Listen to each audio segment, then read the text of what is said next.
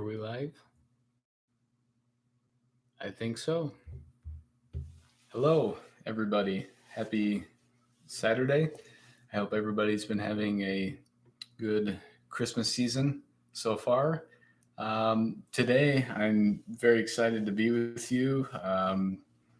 I had a few more hours today to be able to try some new things out. And if you can't already hear by the sound of it, I'm here to test out a new microphone.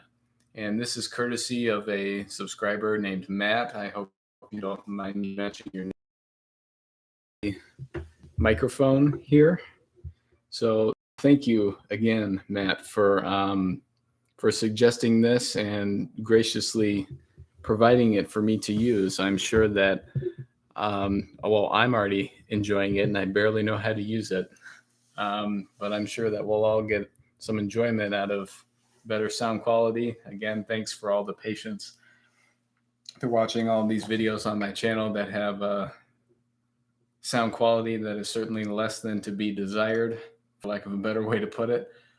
So yes, thank you again to a subscriber, Matt, for so graciously providing that.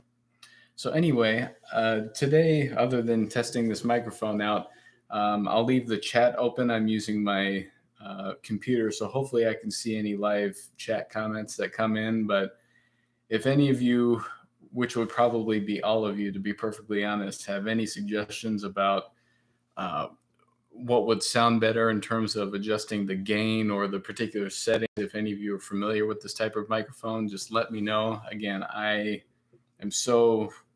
know basically nothing about microphones and recording related things. So if you have any suggestions, I'll go ahead and take them. And then for my particular keyboard that I've been using in all of my videos, the internal speakers on it are actually very good. And so I'm not putting it through an amp or anything. So I'll have to decide if I'll place this mic just up here the way that I have it now and play, or when I go to just play and stop talking, to put it underneath where the internal speakers tend to sound the loudest. I don't know. Hopefully that can be figured out later. But anyway, let's see how the sound quality on this is.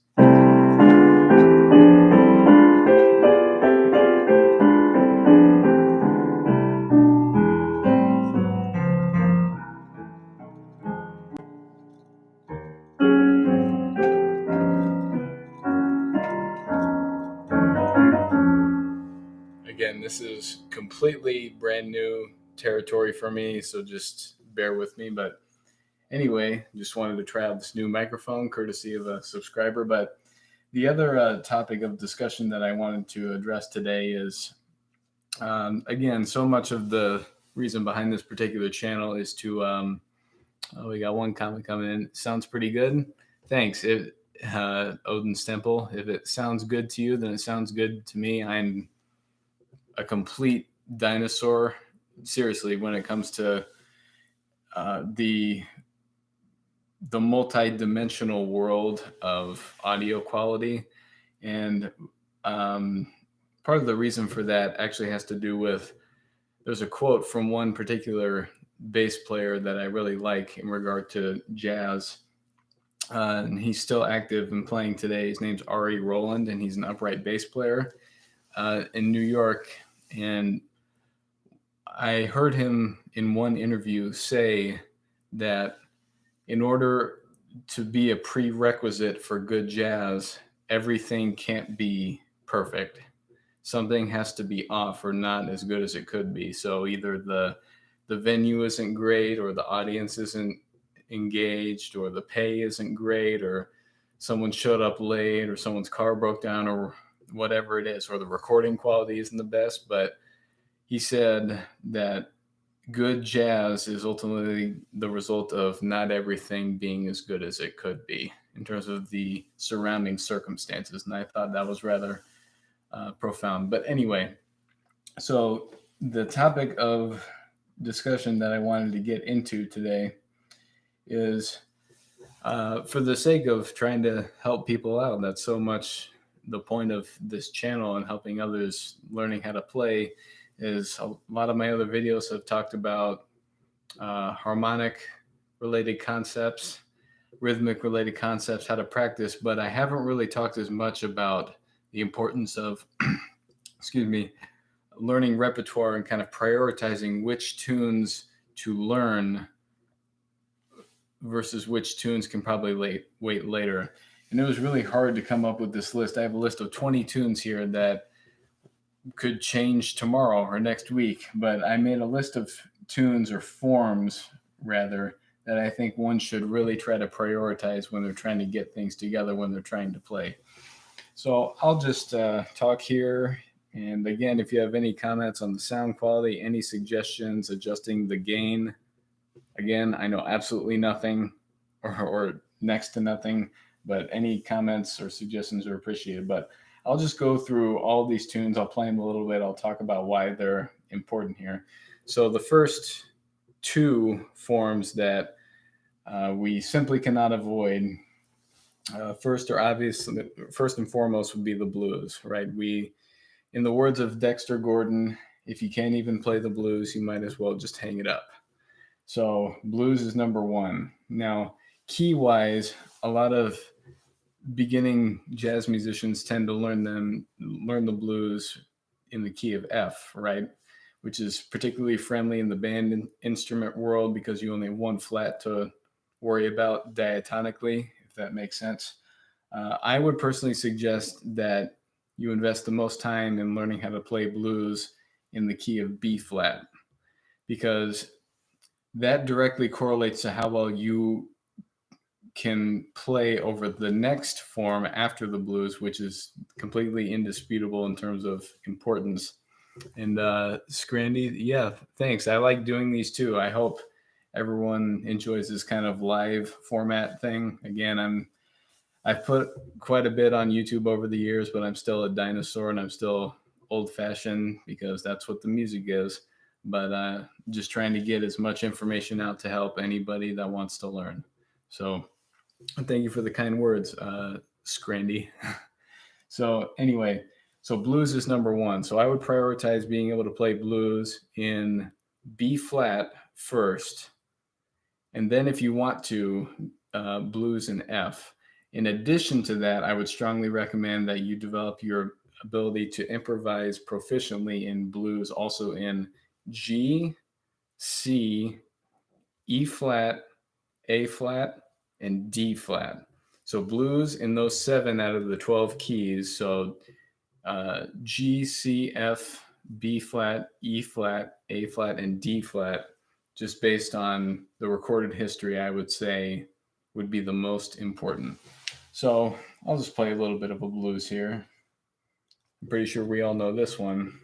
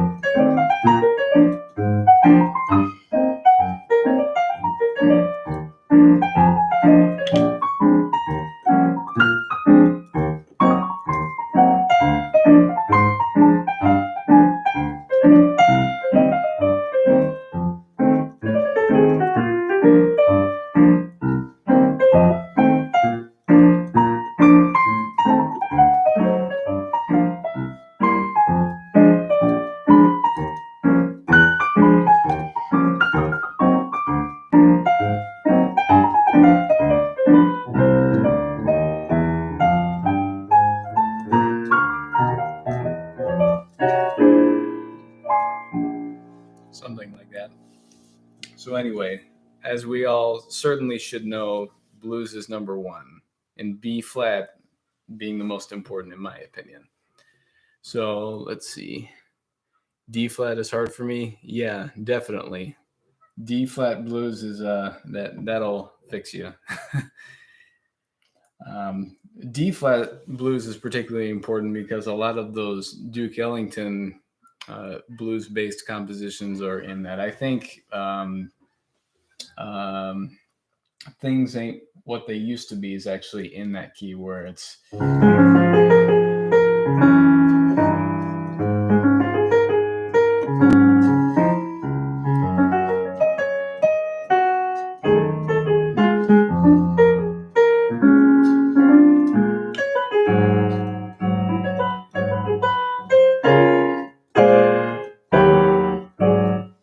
so that would be an example of D flat blues. But yeah, that's the biggest one that came to my mind too. Okay, so enough on blues. I've been talking way too much. So first priority, obviously. Second priority is going to be I got rhythm changes, also in B flat. Um, there's just no way around it. So much of the language of jazz from an improvisational sense, and that's really the point of this video, to try to help all of you or anybody, again, this is just according to my own opinion, prioritizing certain tunes and certain chord progressions that will help you to be well equipped to be able to navigate through virtually any other tune. And I'm sure after I get through all 20 of these, there will be some I left out. It was really hard to make this list, but I just tried to put it to prioritize it in terms of the Great American Songbook and also without ballads. So meaning I'm not including any Duke Ellington tunes or Monk tunes or Charlie Parker or Tad Dameron or anything like that. I'm just trying to make it very vanilla in a way. So I got rhythm or rhythm changes. Obviously we can't avoid. So because the first one I played was a Monk tune, how about another Monk tune? So here's rhythming.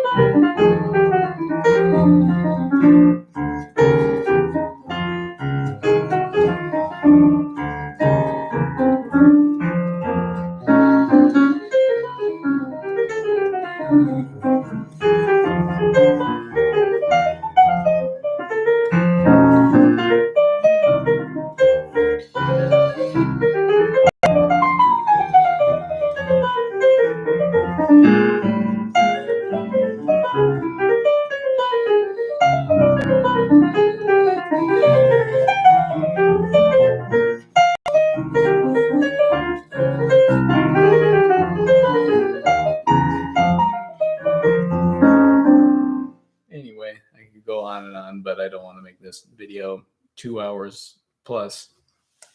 So we just can't get away from rhythm changes. Listen to as many tunes based on I got rhythm changes as you possibly can. Get a handle around the language as Bud Powell, Charlie Parker, Thelonious Monk, and all of them have recorded to represent how we ought to navigate through them. So we can't avoid rhythm changes. We just can't.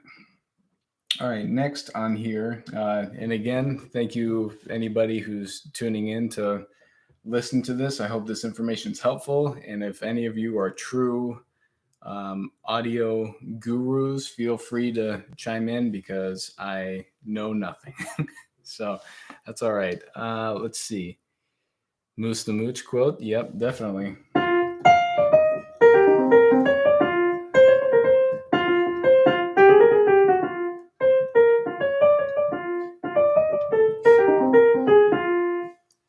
Yeah, definitely.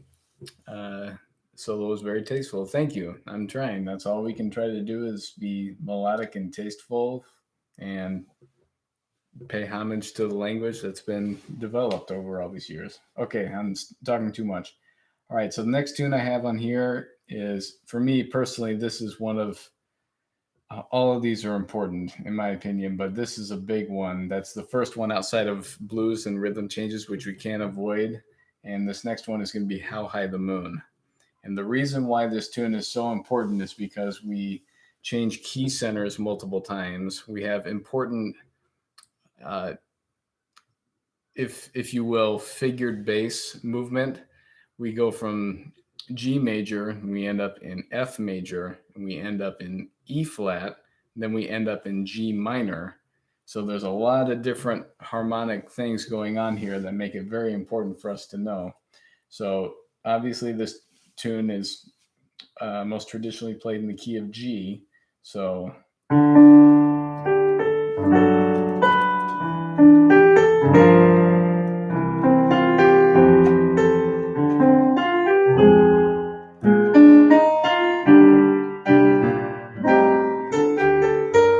now we're in G minor.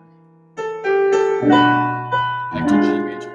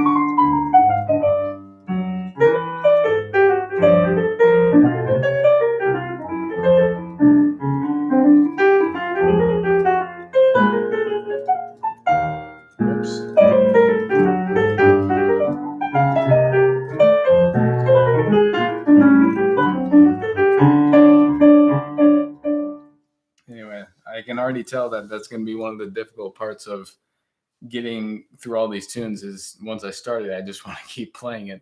But anyway, in my personal opinion, How High the Moon is just another one of those unavoidable ones that you just have to deal with. And one thing you may be noticing now, even though we're only 3 tunes in, is one criteria that I based prioritizing over is if a lot of other melodies written by people like Duke Ellington or Thelonious Monk or Charlie Parker have been written, a lot of them are based over these forms, like the blues and I Got Rhythm and How High the Moon, for instance. Charlie Parker, we all know this one.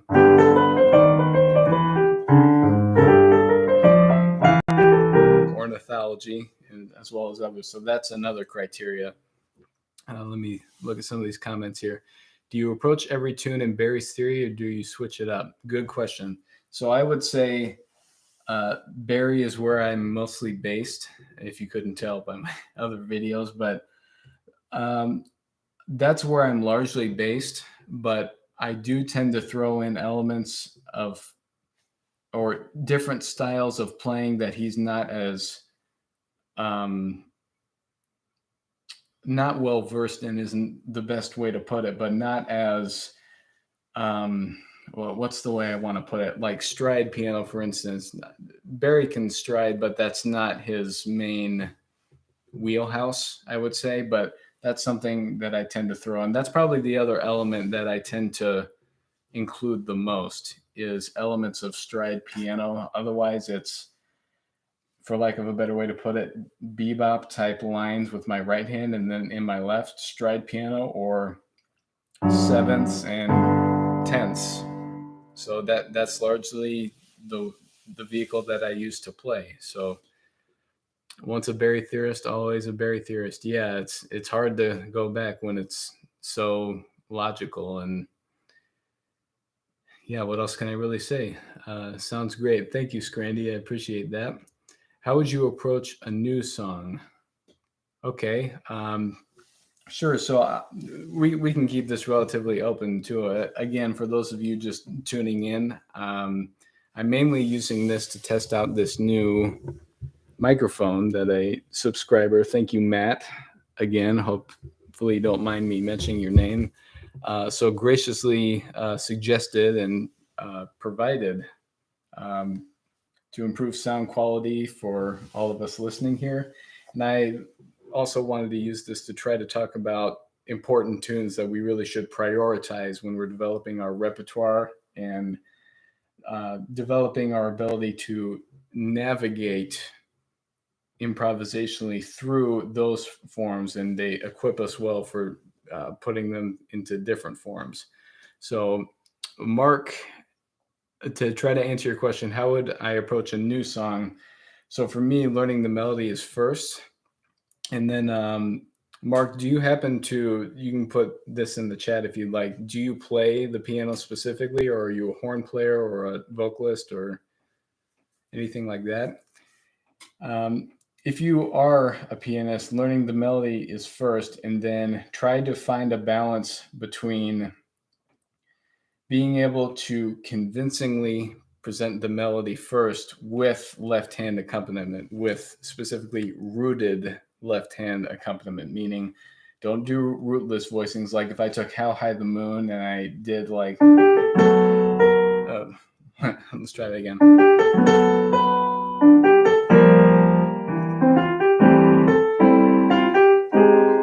Not like that, with rooted voicings, like I'm talking sevenths or tenths.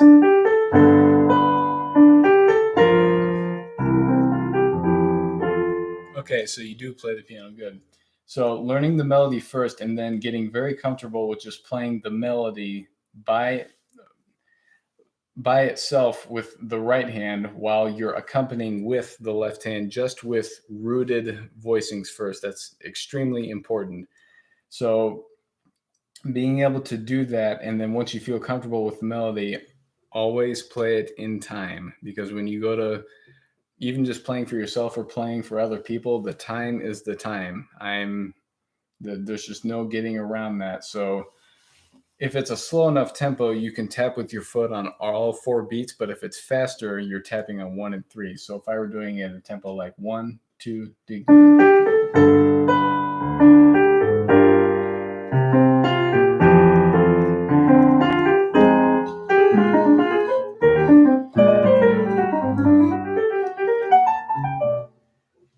Anyway, so after you learn the melody and you can effectively accompany yourself with your right hand while playing the melody, if you're trying to practice how to improvise over it, the biggest thing that I would suggest, and I mentioned this in a lot of my videos and I still use it to this day, is using a scale outline.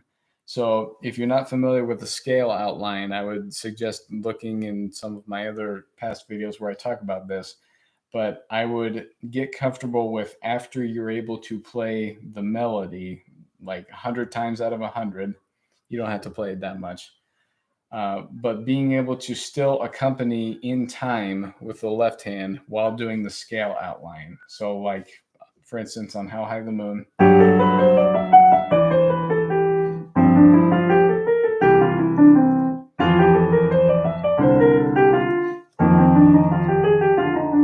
So on and so forth. And then once that feels comfortable, then you're getting the form of the tune, the changes of the tune internalized enough to where if you pre-establish all of those things, then you slowly move away from making it more of an exercise and more of actually playing the tune, performing it, and improvising over it. So that's kind of a rough outline of learning a new tune.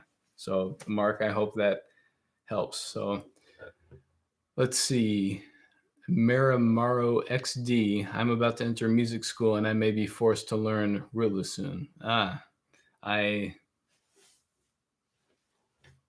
Yep, kindred spirits. No, just kidding. But seriously, I understand what you mean. Where so much of the canned, like canned meat, jazz piano curriculum is based in can you do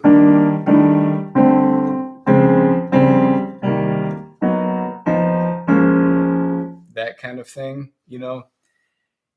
If they're making you do that, go ahead and do it. But I will tell you that you will get much farther if you, in your own ability to play by yourself as well as play and accompany in a group setting, if instead of doing, if you learn just how to use, for lack of a better term, shell voicings like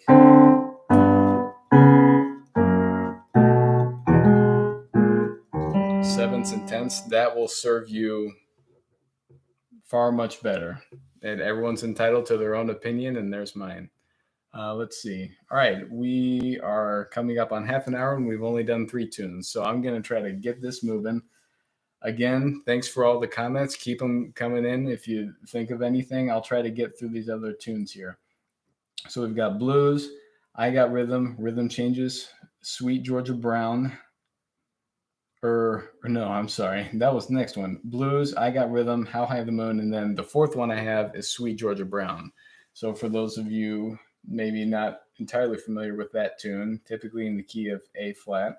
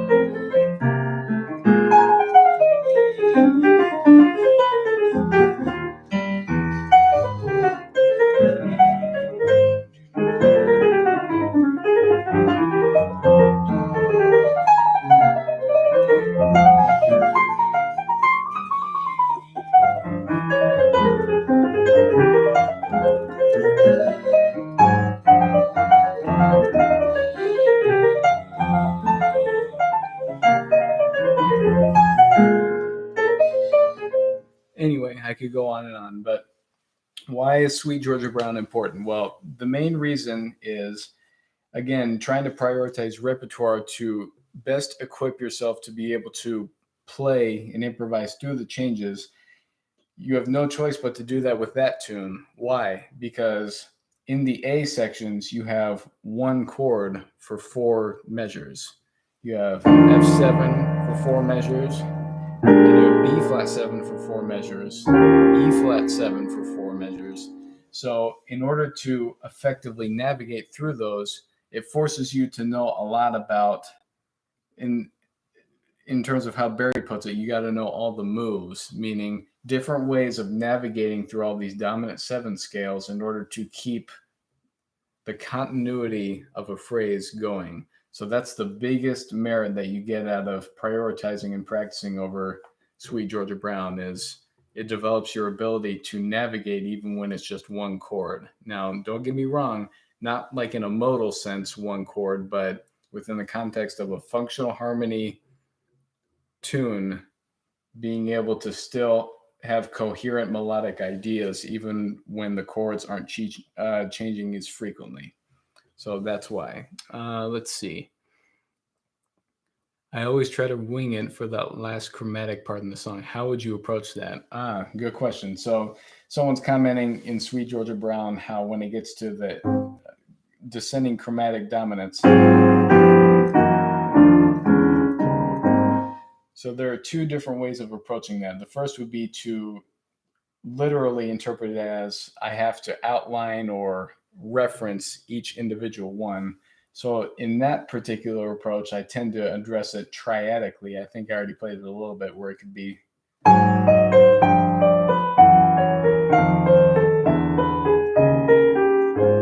like that, or you could do different inversions like this would be a tough one, especially on a wind instrument where you could do inversions of arpeggios like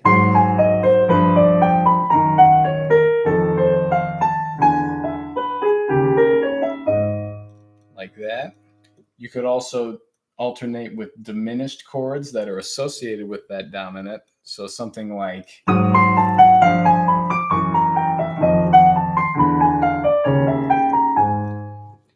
and you could do any and all of that in terms of tritones. So let's say if the chord change is A flat 7, you could think D7 and then descend. So like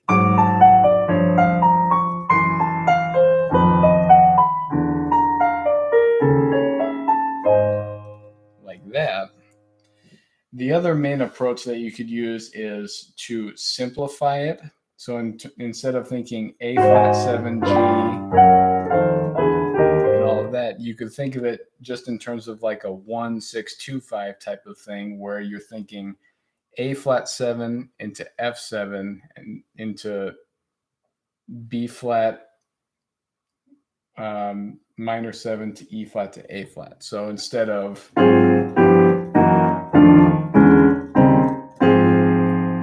it could be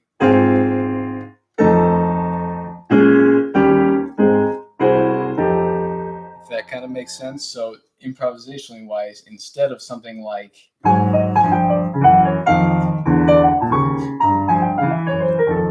it would be something like 1, 2, 3, 4.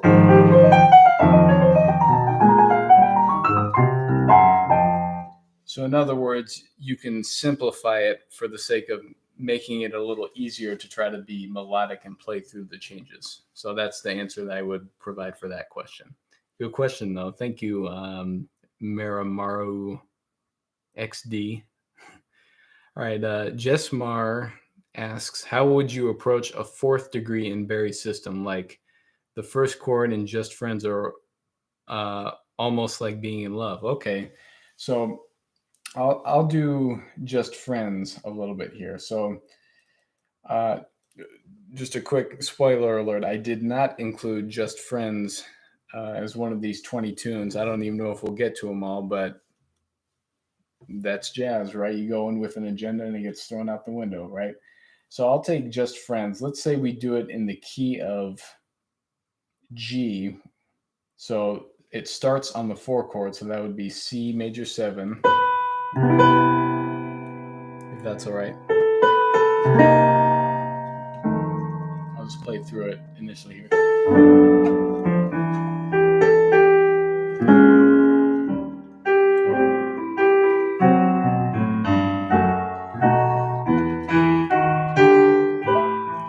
It's been a while since I played this tune.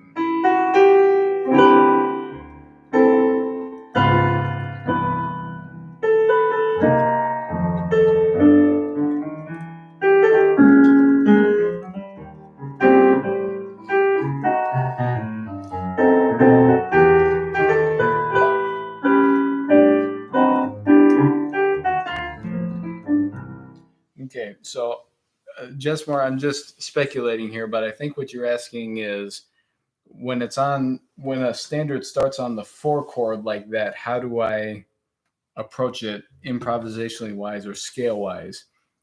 And I don't tend to think of this diatonic or let me say, I don't tend to think of anything in terms of improvisation in terms of modally, where if one person could end up saying, well, the tune's in the key of G, but we're on C, so we have to do C Lydian, like that's really not how I tend to think of things. I tend to think of it in terms of just strictly C major 7, and then it goes to that 2 5. So F7 to G. So scale wise, I'm thinking C major 7 to F7 to G major. So if I were to put that in context, I'm thinking, okay, C major into C major scale, I should say, into F dominant 7 scale into G major. So let's see if I can put that into context. Again, if anybody has any tips sound wise, or if it's getting too poppy sounding or weird, just let me know. This is the maiden voyage. So, all right, here we go. Just friends. 1, 2.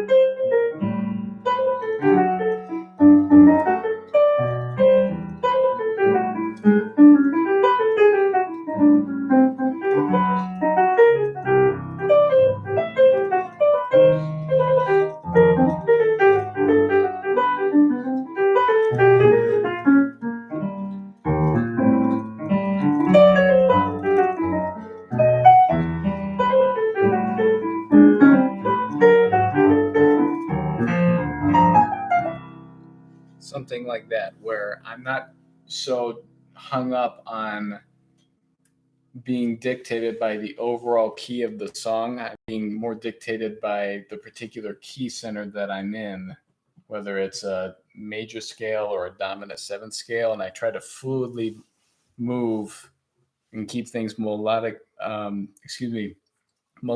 coherent as I move forward. So that's my answer for that. Good question. Okay, let's see.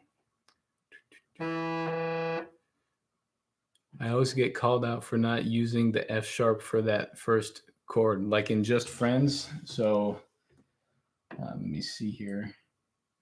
Excuse the interruption here.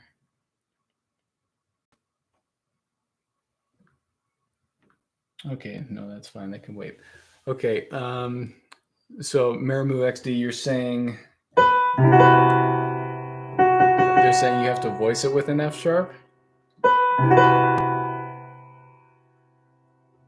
That's interesting. That's probably the higher learning Berkeley yups. Sorry, if anybody's offended by that, I don't care. But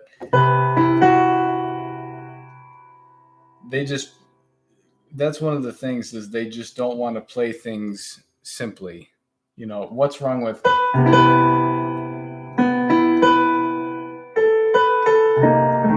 or when soloing? Oh, I get what you're saying. So they're saying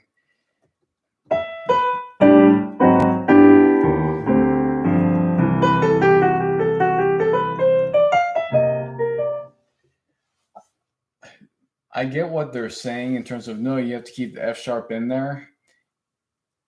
My thing is, if you're going to improvise in a way where you're more loyal to what the key center is at that point, just don't think of it in a modal sense. Think of it in terms of just trying to be melodic. That's the thing. It doesn't make sense to me how the emphasis is on you must play thinking of this mode, as opposed to try to be melodic. And if you end up, in this particular case, putting in an F sharp even on the C major chord, it just happens. You know, you get what I'm saying? Like if I were improvising,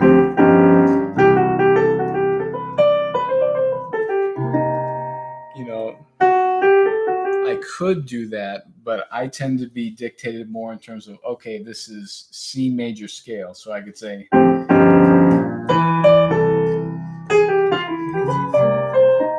so I could go either way, but I'm not dictated by the whole modal approach thing. I'm dictated by melody and beauty that can be explained in terms of scales, so to say. Okay, so that's a little bit of Just Friends. Good stuff there. Good stuff. All right, so Sweet Georgia Brown was one that I mentioned. Then the next one, I'm sure we're all familiar with, Cherokee. Cherokee is particularly important because we're on the 1 chord, and then we get to the 4 chord, and then we deal with the flat 7 dominant, and then we deal with the 2 dominant, and then we go into a completely different key center, B major, A major, G major, and it's just a tour de force of being able to competently improvise in a jazz-related sense, as represented by virtually every jazz musician that's ever graced the earth. So Let's see. Brother Caleb, thanks for tuning in. You seem to have acquired an overhead camera. Why aren't you using it?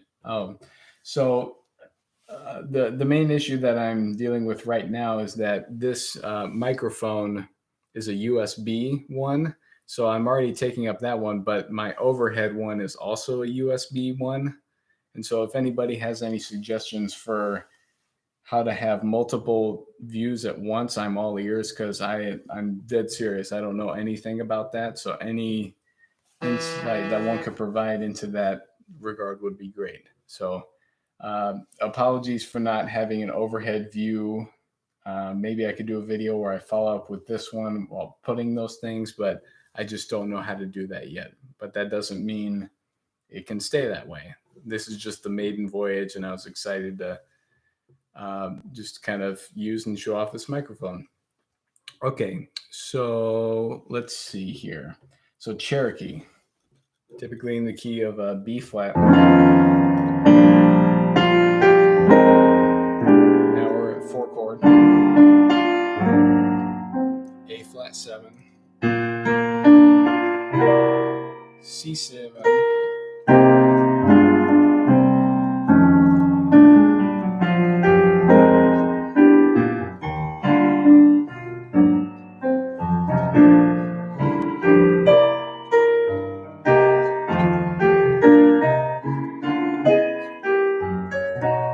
B major. A major. G major.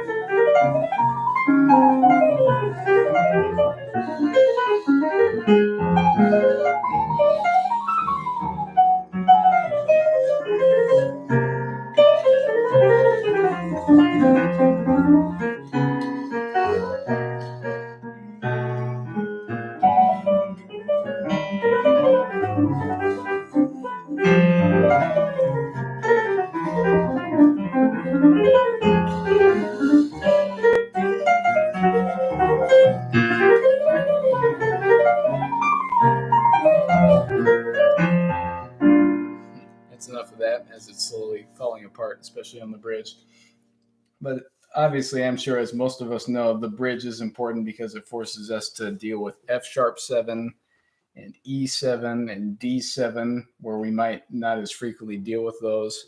So Cherokee's an obvious one. We just can't avoid it. Let's see here. I have my little list here on my phone. Next one that I have is honeysuckle rose.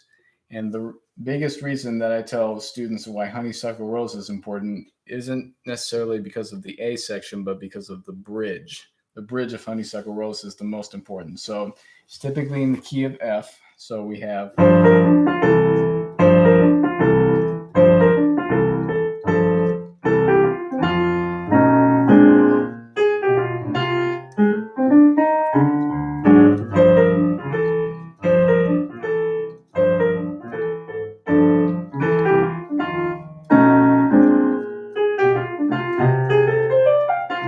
the bridge here.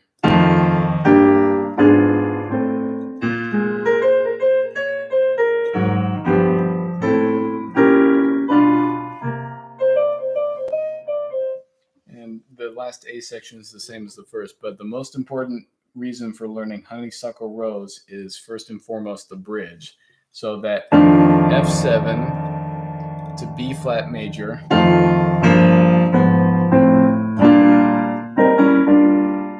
then to G7 to C7. That's what we come to know as a honeysuckle rose bridge, and that's in so many other tunes. So honeysuckle rose you have to learn because you have to know the bridge, that particular harmonic movement, just unavoidable. Let's see. And just to put it in context, why is that bridge important? Well, that exact chord progression on the bridge is in a lot of other tunes. Like, this one.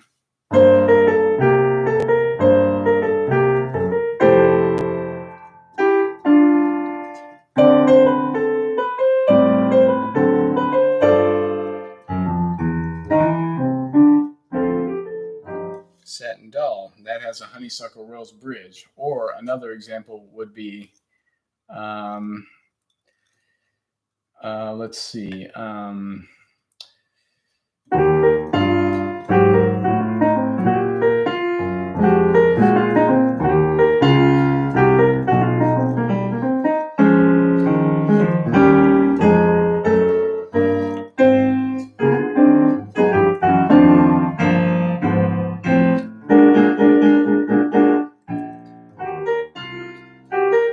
Flying Home, where Illinois Jacket takes that famous solo. So there's a whole bunch of other ones, but Honeysuckle Rose is important because we have to know the bridge. That will always come up.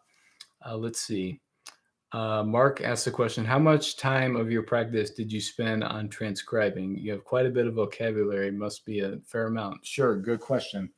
So for me, to be honest, I've never really spent much time at all putting pen to paper trying to transcribe. I've more done it just by listening. But for me, it's been a combination of listening to recordings and trying to play along with them. And in addition to that, trying to prioritize certain forms, certain tunes, certain chord progressions, and listening to how different players navigate or weave through the changes, and then trying to make that connection between, okay, if they're doing it over this particular form, I have to know how to do that, or they're doing it over this particular tune, I have to know how to do that. And then the other big component combined with that is I spent quite a bit of time solidifying Barry's ways of playing over major scales and dominant seventh scales. So what do I mean by that? I have more than a few videos where I talk about how many different ways can you take a dominant seventh scale or a major scale and play different ideas over them. So for example, if I took B flat 7, I should be able to do it so many different ways. Or on and on with arpeggios. Or those 5-4-3-2 things. Extra note rules.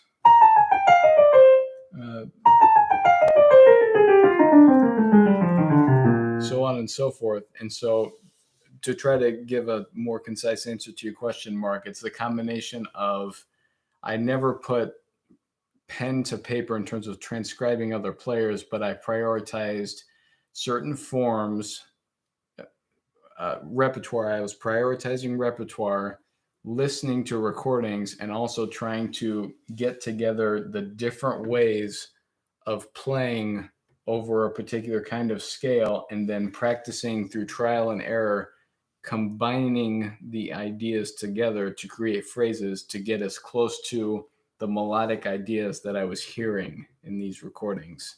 So that made up the majority of kind of my journey of trying to learn how to play and trying to see what's to all of this, is the combination of all of those things. So I hope that answer helps. If you'd like more detailed answers, you can, I'll put my email somewhere or something like that. But let's see. Okay, Jesmar asks, after the scale outline, do you improvise or do you make licks or etudes before improvising? Good question. So for those already familiar, again, this is mostly in Barry Harris terms. With a scale outline, the most important initial step is to, after you can do just the full scale outline, is to, even just within the context of you playing it in time, to just improvise just one idea in one chorus. So like, let's say I took the blues, right? So I did.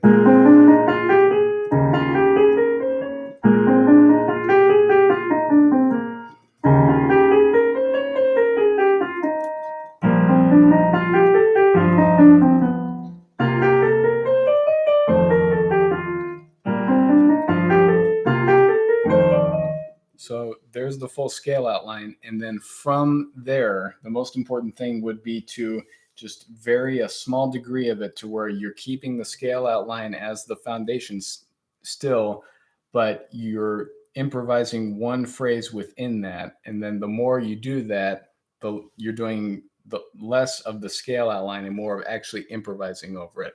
So, for example, after being able to do the scale outline normally, I would do something like just insert one improvised phrase in there.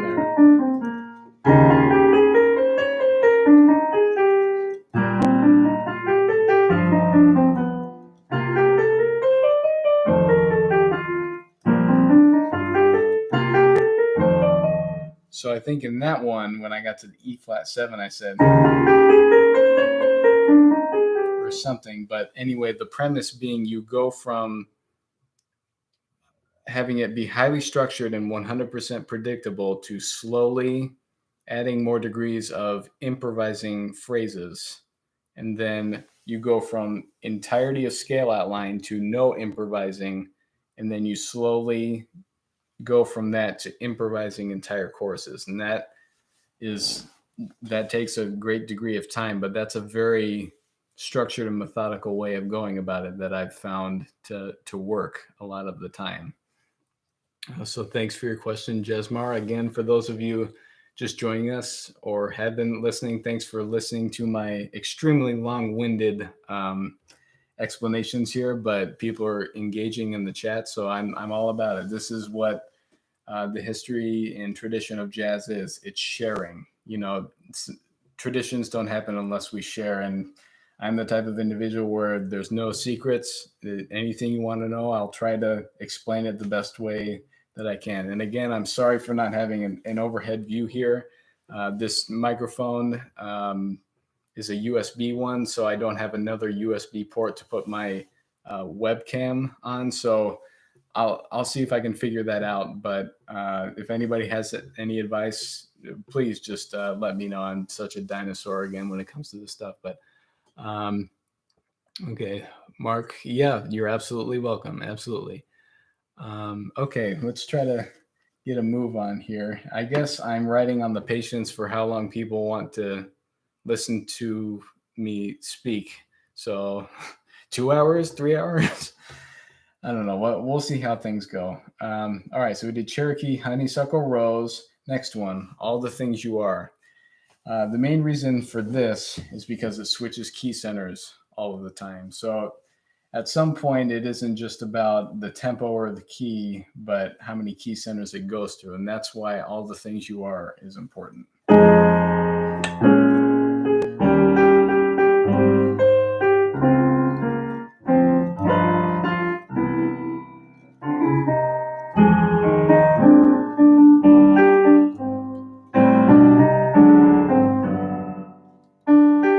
Minor 7 flat 5.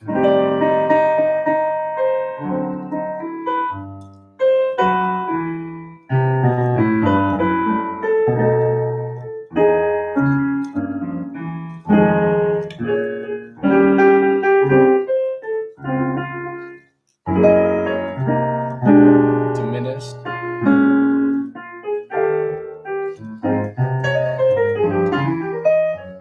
I'll do one course.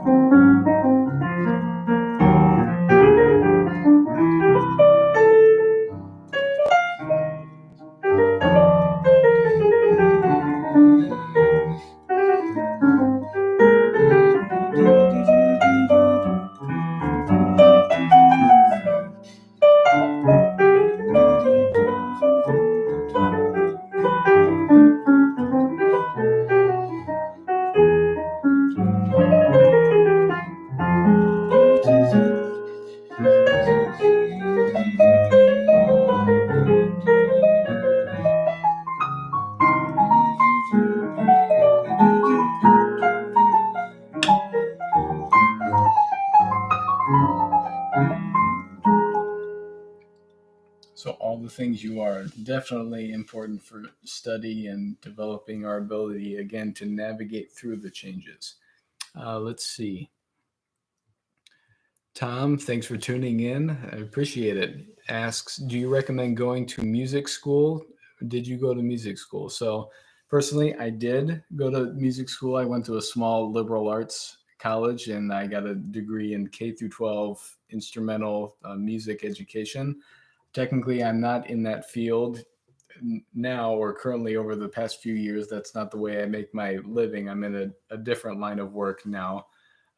But what I would say, as are you asking the question more as it relates to jazz? I'm assuming the broad, not broad, but the generalized answer that I tend to give people when they ask that in a jazz sense is that I would recommend more so going to music school for classical music or for things that directly correlate to it, like orchestral music or taking courses in counterpoint orchestration, all of these other things, because that has so much of a historical backbone that can't really be um, altered. It's just there. You know, it's like a Beethoven sonata. It's just there. We don't need to make it any cooler than what it is. We study it. We learn how to play it the way that it's meant to be played, and all of that.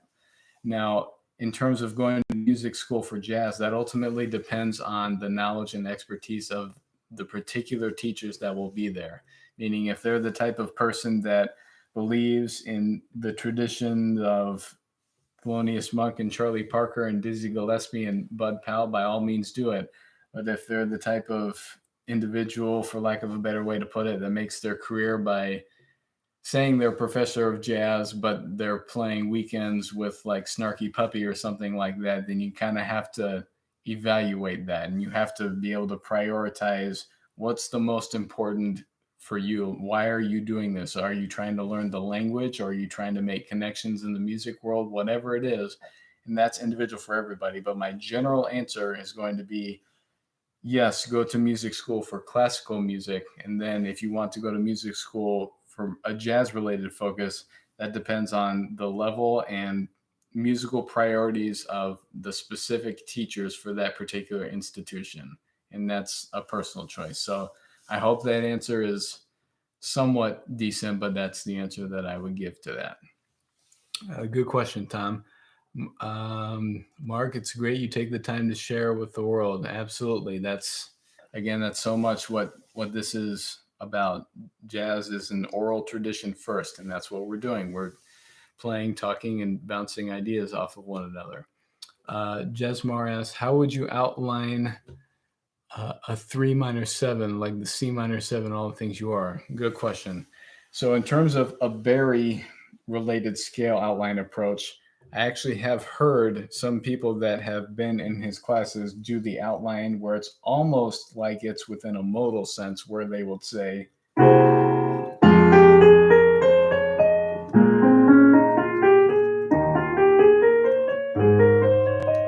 in essence, just taking the A flat major scale, but starting it at different points.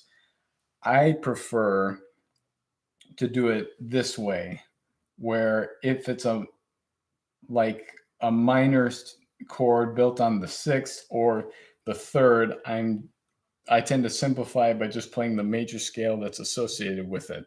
So for me, for all the things you are in the key of the standard key of A flat, the scale outline for me would be A flat and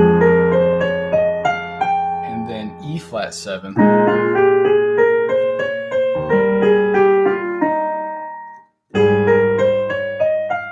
And then D flat major. And then minor 2-5.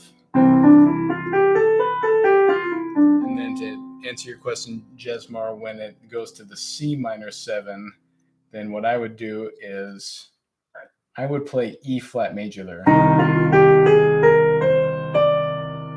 because we're going to B flat 7.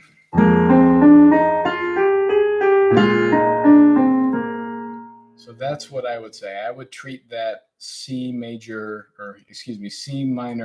7, and I would think E flat major over it. So let's see.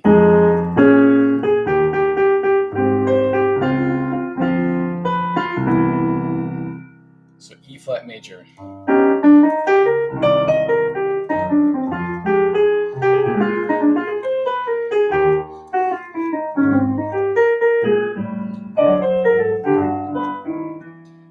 things you are is there's multiple ways that you could think about it, but the simplest way I would describe it would be trying to simplify it as much as possible, thinking of it either in terms of predominantly a major scale or a dominant 7 scale. So that's the basic answer that I would give there. Robert, thanks for tuning in. Asks, how or where did you acquire Barry's theories? And Tom, no problem. Yeah, good question. I'm glad I could help, hopefully. So around my junior year of college, I found the YouTube channel where it just said Barry Harris videos, where one of the great teachers in The Hague in the Netherlands at the time, Frans Elsen, had the great idea to pull out the video camera and just film Barry teaching all these students. And it didn't take me very long to figure out that this is a guy that really knows something about something. And then I just kind of got sucked all in, and it helped me so much in developing the way that I play and think and teach jazz as a whole now. So that's kind of how I got into it. So that's the short answer. If you want the long answer, you can email me. Okay. Jesmar, thanks. Absolutely. This is all about sharing, all about learning, because that's the oral tradition. So let me see here. Give me just 1 second here.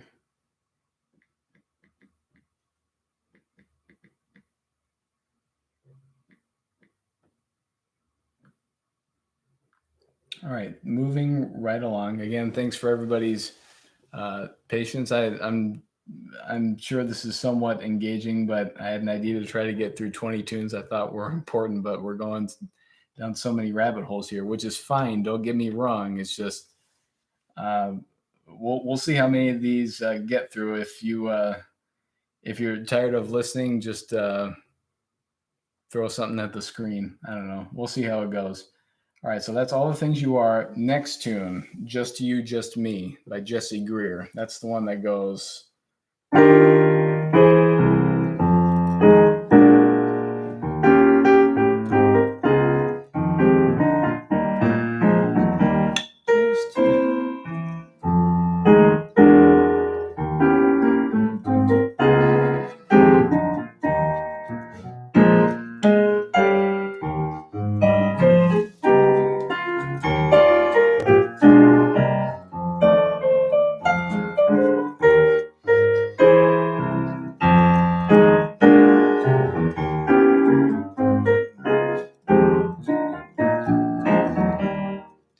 That tune's especially important because a lot of different contrafacts are based on that tune, much like all the other tunes we've talked about so far. But that tune is the basis for, if you're familiar with Thelonious Monk's Evidence, which goes 1, 2, 1, 2, 3, 4.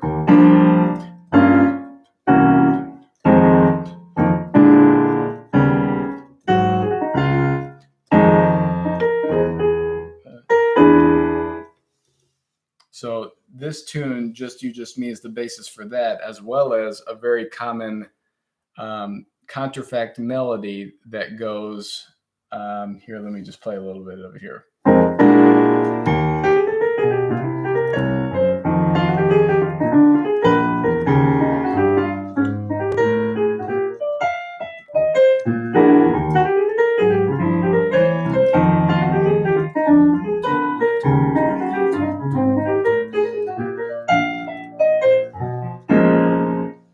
That's kind of more of a Coleman Hawkins, J.J. Johnson kind of thing.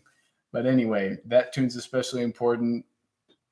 Almost kind of an equivalent to There'll Never Be Another You, but having more history behind it and having more recorded versions of it. It's kind of a very, I hate to use the term vanilla here, but it's just a very standard getting to the 4, getting to the flat 7, dominant 2, all of that. So that's another tune to really prioritize on your list, and typically in the key of E flat, as an egg.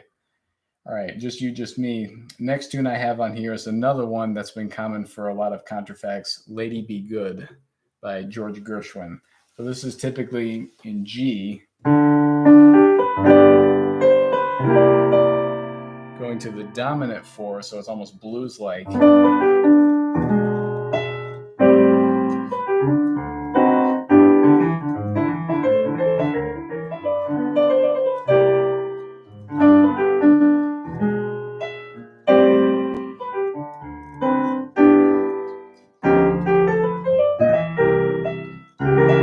Diminished, getting back to the 1, important. Relative minor. Dominant 2 again.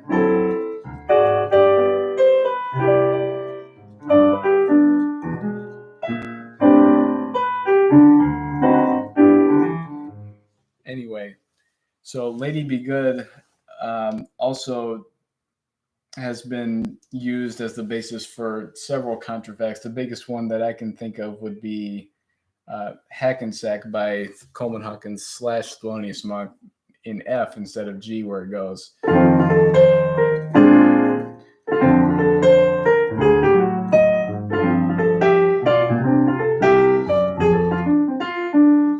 That one.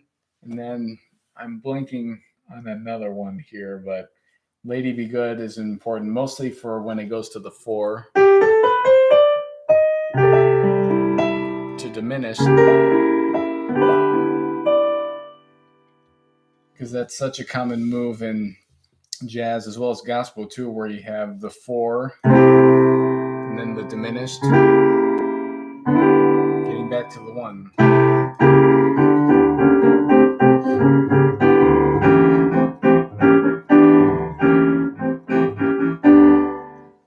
If you know that particular move, that's almost everything you need to be able to comp over not just the blues, but also I Got Rhythm. Because you could say, let's say you were playing a blues like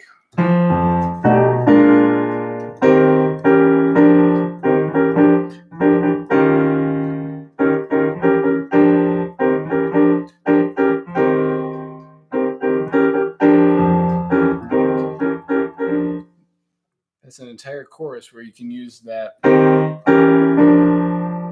again, I apologize for the not being able to see my an overhead view of the keyboard. I just don't have enough USB outlets to do multiple camera angles here. But and even on I Got Rhythm, where if you're thinking like same thing, where you could say 1, 2, 1.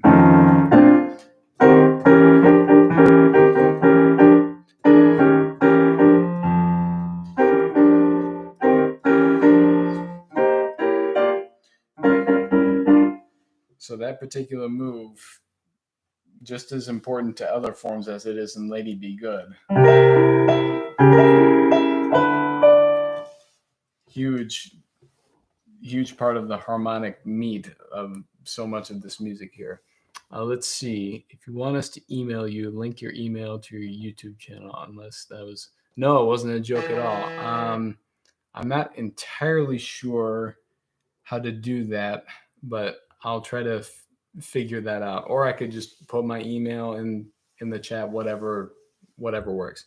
Anyway, that's Lady Be Good. Spend a decent amount of time on that, just like all the other tunes. It will not stray you wrong, I promise. All right, next one. Let's see if we can maybe go no longer than an hour and a half, or maybe two hours max. Because if there's anybody that wants to go back and watch this to say, wow, this guy just doesn't shut up.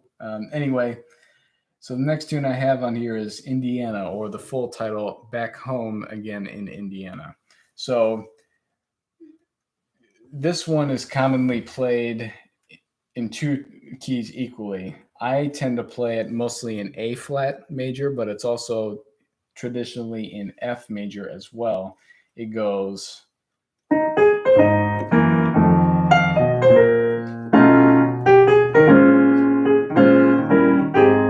to the 4 chord.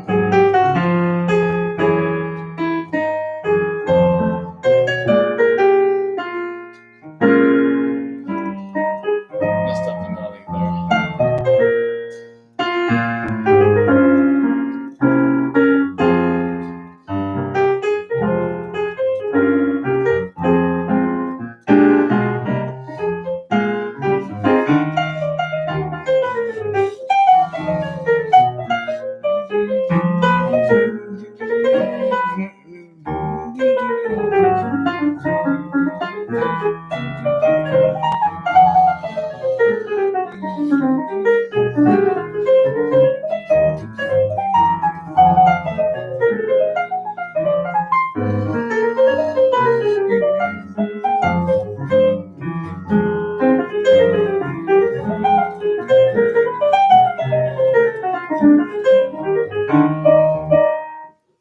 So back home in Indiana, incredibly important, and also contrafact wise, we know that that's the basis for this tune.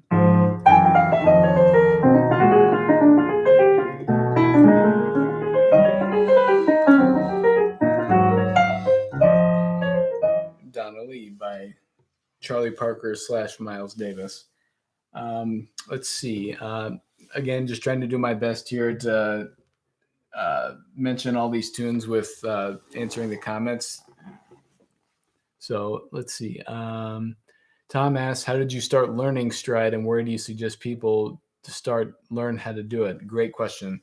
So the first thing that I would prioritize over the physical act of being able to do stride piano, because it's obviously very physically based.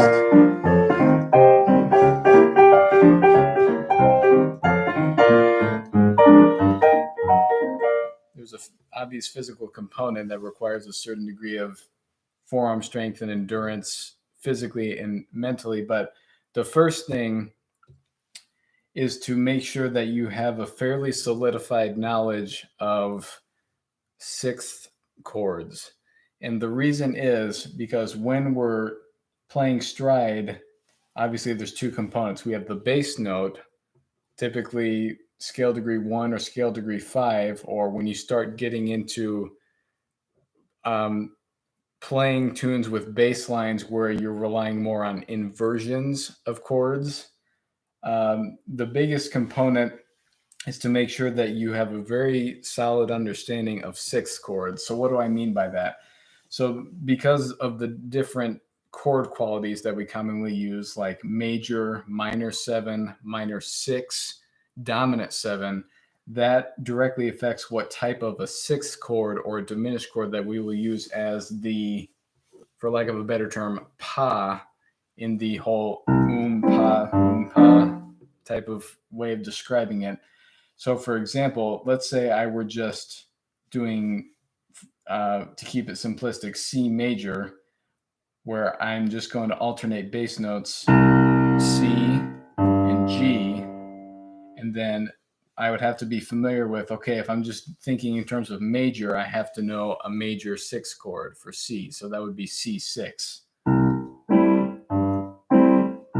Getting really comfortable with this. And so let me reiterate, before the physical act of doing it, make sure that you're very comfortable with knowing the different qualities of 6 chords as well as inversions of them. Meaning, if I took that same thing, the top chord I could play in different inversions. I could play it here. Sorry, I know it's inconvenient because we're not looking at the keyboard, but I could play it. All these different inversions. So first, being comfortable with the idea of knowing that we're going to be heavily based in sixth chords, and then from there working on the physical component where you can just stay on one particular chord and just alternating the bass between 1 and 5, and do that until you puke pretty much. And then after that, the other main component, after you start to feel comfortable with 6 chords and having this basic 1 to 5 bass movement, is getting comfortable with doing 1, 6, 2, 5 progressions. So like, and switching the 6th chords.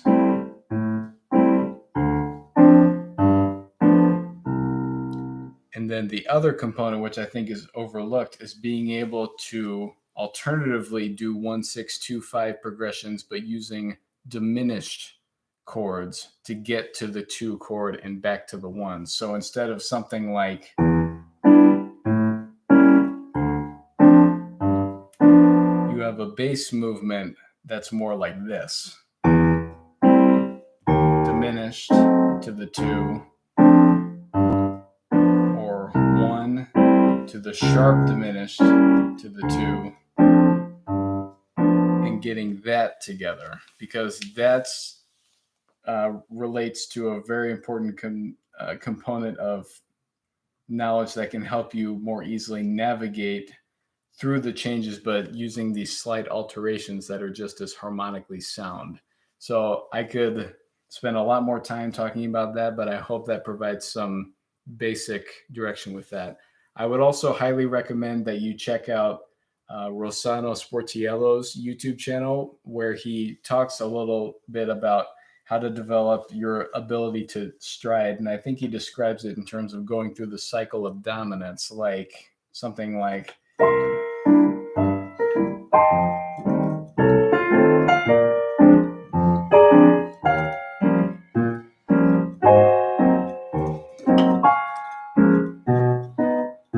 Doing inversions in there, but anyway, that's my basic answer for stride piano. So I hope that helps.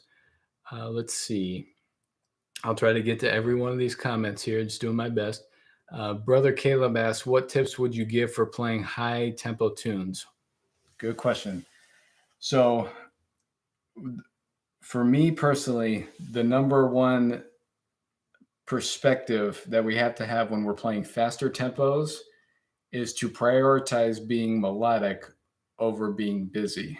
And sometimes that's particularly difficult because what does every person want to do when they get better at something? They just want to burn. They just want to do it at the highest level initially, right? But the clarity is the most important thing, because when we listen to a record, it's not just the virtuosity aspect of something, it's the clarity aspect. That's what you get when you listen to Charlie Parker or Lester Young or Bud Powell.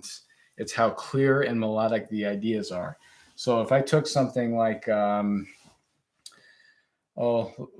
let's say it is something like Sweet Georgia Brown, what I'm trying to think about, and I have all these different things going through my head. I'm thinking about, okay, what scale am I on? How am I going to connect to the next idea and all of this? The overlying concept is trying to think about clarity, meaning, let's say you're in a performance situation or a jam session situation where someone decides to be merciless and they call something at some breakneck tempo. If I were trying to focus, obviously I can play with some degree of clarity at tempos like that. But if I were in a stage where I'm just trying to focus on the clarity aspect to where my ideas aren't as busy, it would be something like this. Let's see here. 1, 2, 1, 2, 3, 4.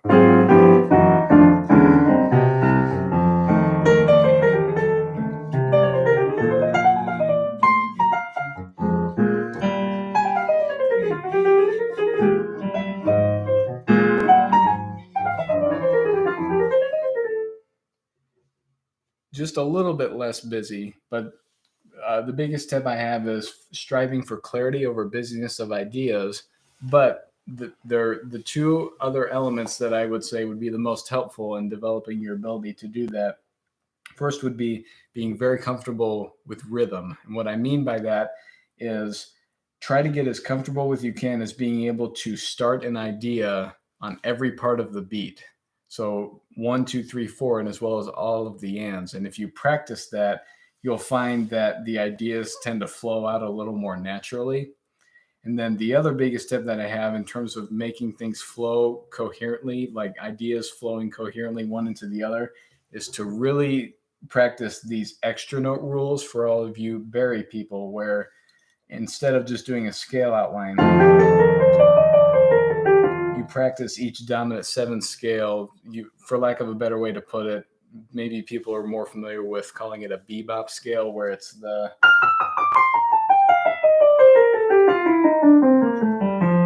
or that. You get a lot of mileage out of getting a really good handle on that, because that provides a lot of the glue that can help to make your ideas more coherent. So striving for clarity over busyness of ideas and being comfortable rhythmically with starting ideas on every part of the beat. And then once you start getting more comfortable with playing busier ideas, really trying to use extra note rules, or those bebop scales, quote unquote, to kind of glue things together. So I hope that answer helps. That's a really good question, though, because every tune has a proper tempo, and sometimes those tempos are very fast. So, good question. Let's see here. Hello from Italy. Hello. Nice to see we have an international audience.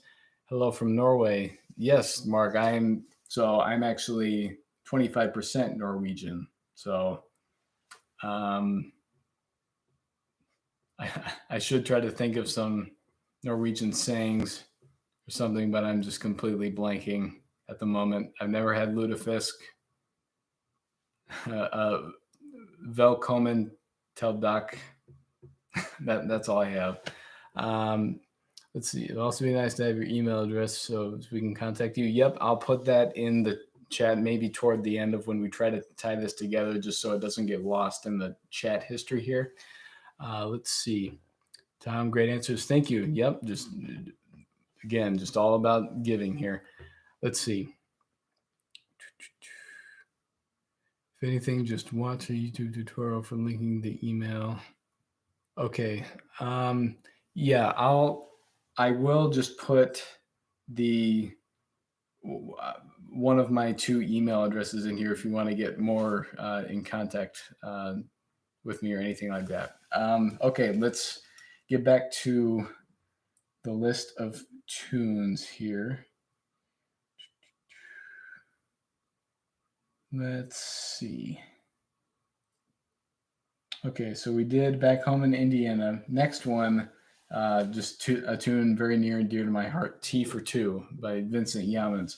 This one is important because you're dealing with multiple key centers as well as knowing how to improvisationally navigate through when diminished chords appear. So a little bit of Tea for Two. Diminished.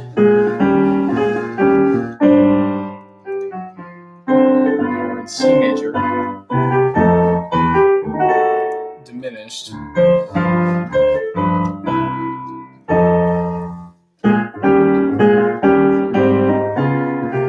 diminished, diminished,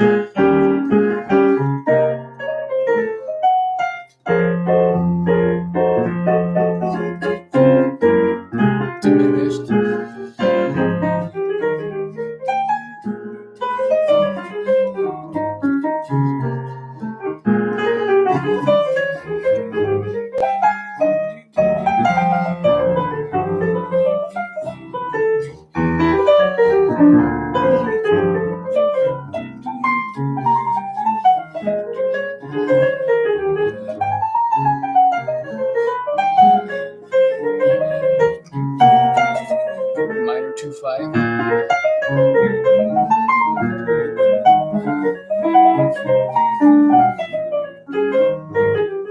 And then if you really want to get intense on it, you can do.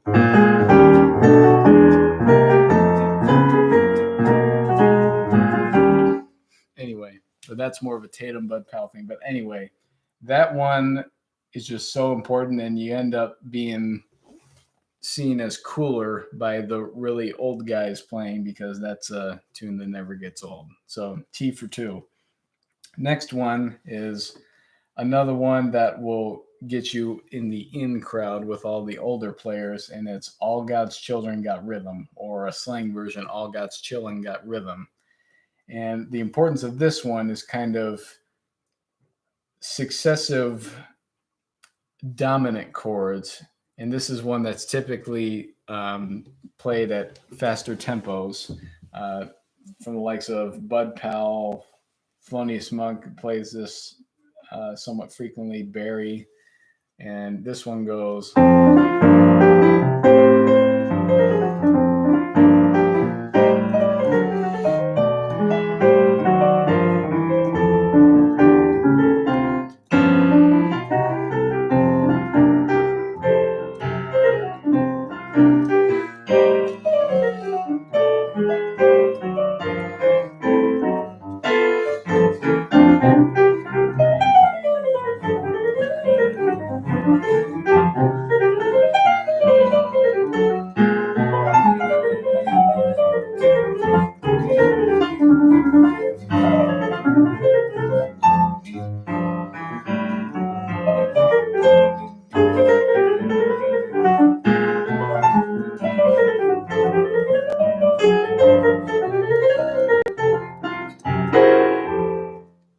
tune to play fast.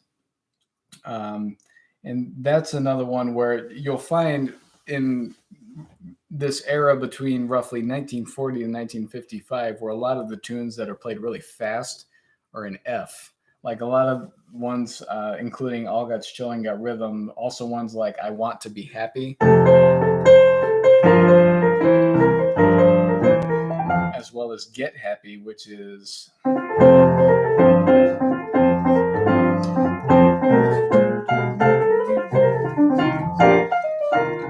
ones like that. And it just develops your ability to play really quickly, coherently, specifically in F-based tonalities. So All God's Children Got Rhythm is especially important.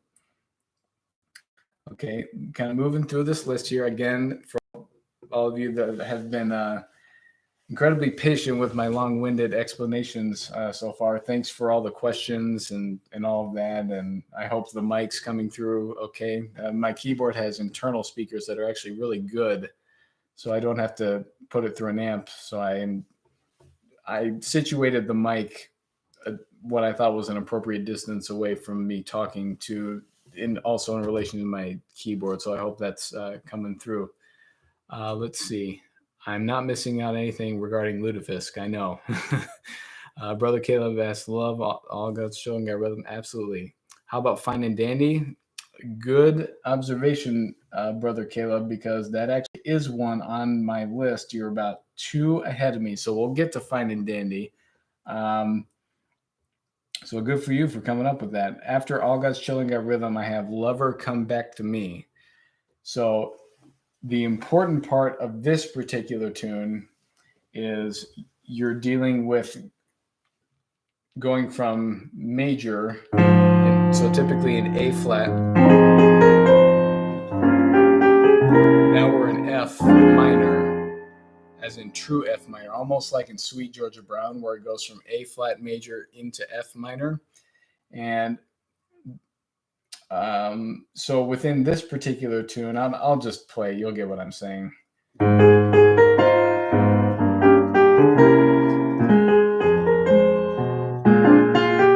Diminished.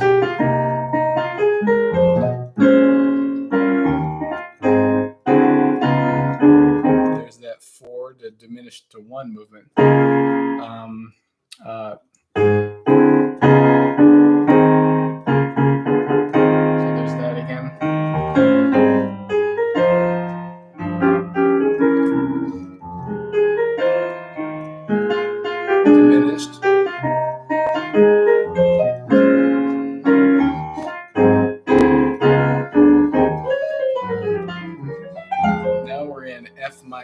Minor 6, so we have to know about minor 6 diminished scale.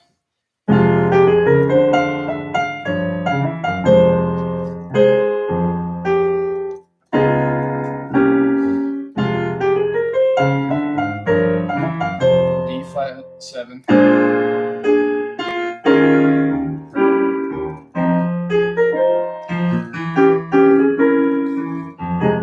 Now a minor 2/5.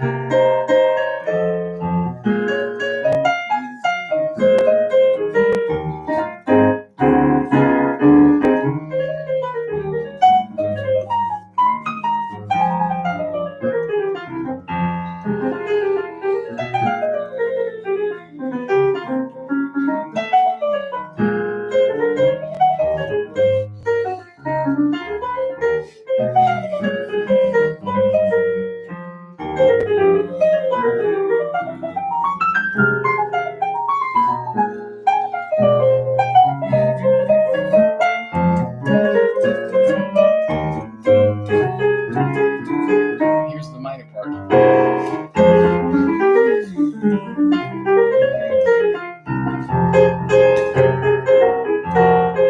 It's a Bud Powell thing in there, but that tune's important because we go from the major into the relative minor. We have a predominantly minor section.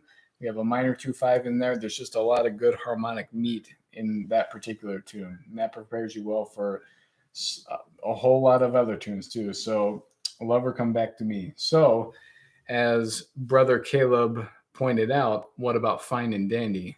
So that actually is on my list right here, fine and dandy. Let's see. Don't know if you can see that. Fine and dandy just below Lover Come Back to Me. So good for you, man. So on that note, fine and dandy is important because this is an example of how should I say this? Where in terms of real book land, if they were writing the changes for this tune, they would probably put the first two chords as a 2-5. Like, so the melody, for those of you that aren't familiar, goes. And if you were looking at this tune being written out in a real book, it would probably put the chord changes as A minor 7 to D dominant 7. So it would say, and that's wrong. This is an example of a tune where it's important to know and reiterate the idea that, especially in this kind of music, that not every not every minor seventh chord goes to a dominant seventh chord. Sometimes it goes to a diminished chord, which is exactly what this tune does. That's A minor 7 going to A flat diminished to the 2.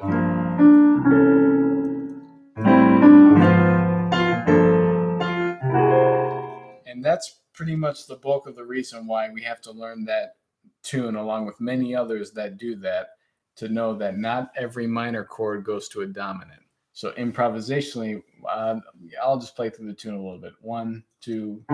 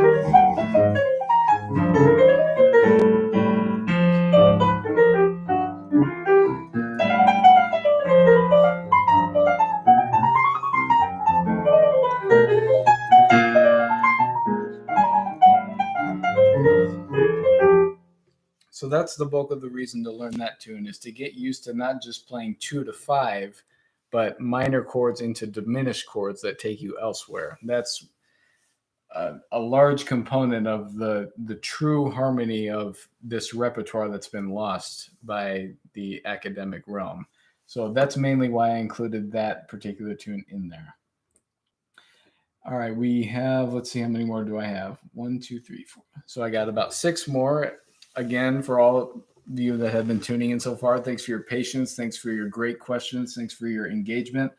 Whenever there's time, I'll continue to do these, or any other type of video, suggestions, Q&A, anything. I'm completely wide open for suggestions as time allows. So on that note, I appreciate all of you taking the time today. So let's see, 6 more tunes. The next one I picked, harmonically, it's important, but also form-wise, it's important, and it's I Didn't Know What Time It Was. And this particular tune is important because we're so used to the typical 2-5s where it takes us to the 4 chord, or it takes us back to the 1, or it takes us to the relative minor. This is one where it's kind of inside that, where it takes us to different places. That description sounded way better in my head. But anyway, I'll play a little bit of I Didn't Know What Time It Was.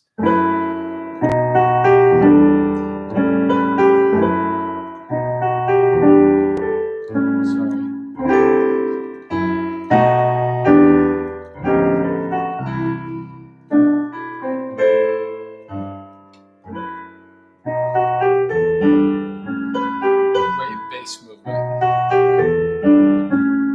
Sus chord to minor.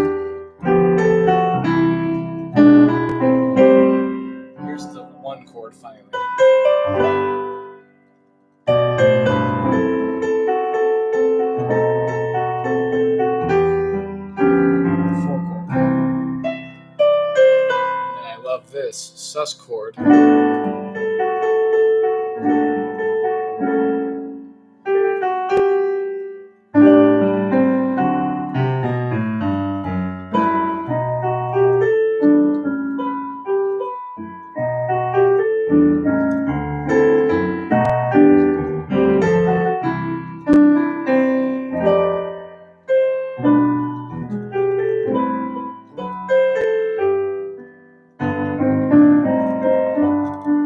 Anyway, that tune is so important for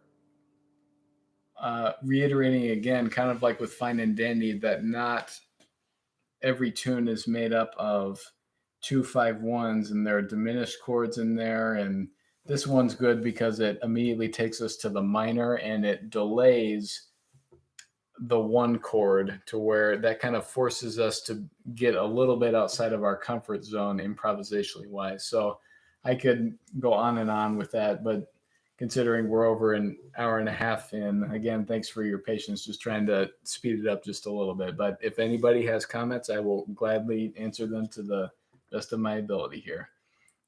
So that's, I didn't know what time it was. Next one is another big tour de force for developing our improvisational ability, and that's I'll Remember April. So with this, we're typically in the key of G, and we're in G major, and then we go to G minor. We're dealing with multiple minor 2-5s, and then we get into the key center of B flat major. So I'll play a little bit of it here.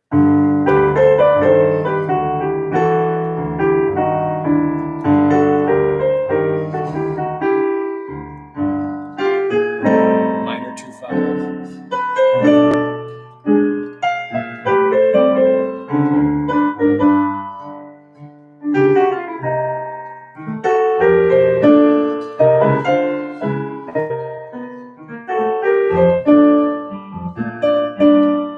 Make sure you play this next chord as minor 7-5, because we're coming from B flat major.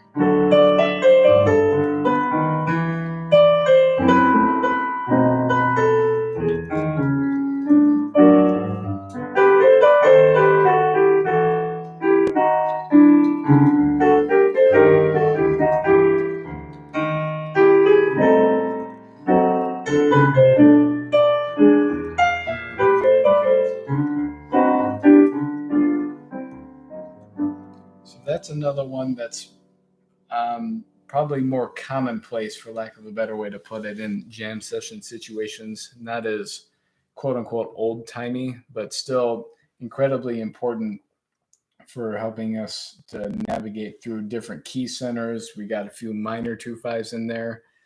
So a lot of stuff, a lot of good meat. Getting close to the end here. Next one I have is also in the key of G traditionally, and that's Out of Nowhere. So for this particular tune,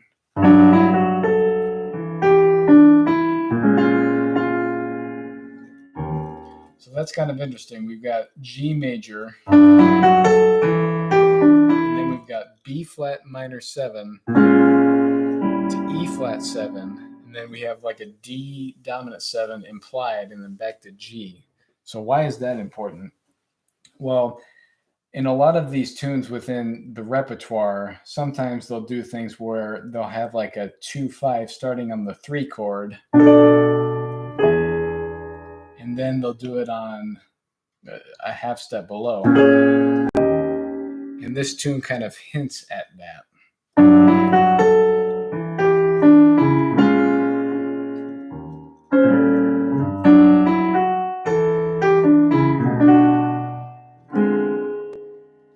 Minor. So we have to know minor 6. And then E flat 7.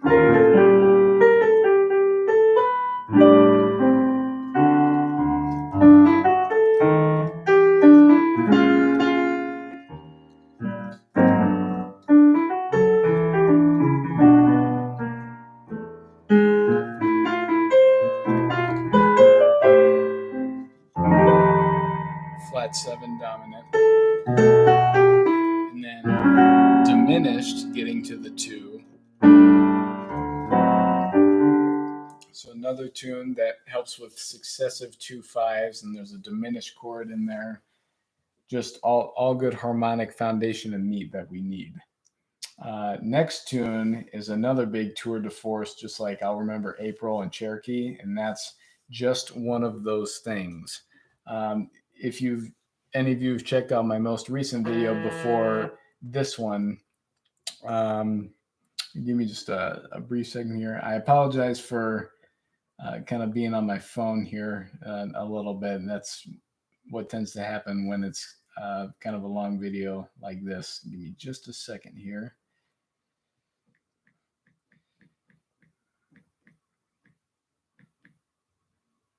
I would never do this in an in-person meeting, but if it's a video, I guess I can do what I want. So, just kidding, but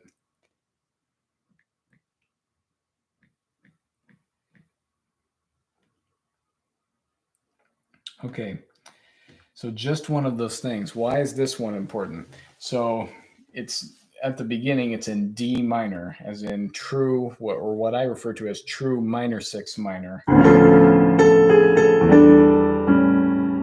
then we go from there to, now we're in F.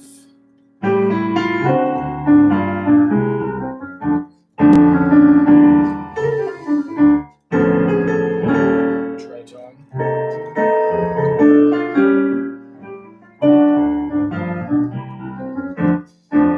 Now we're in E flat major, diminished. Now we're in C. Now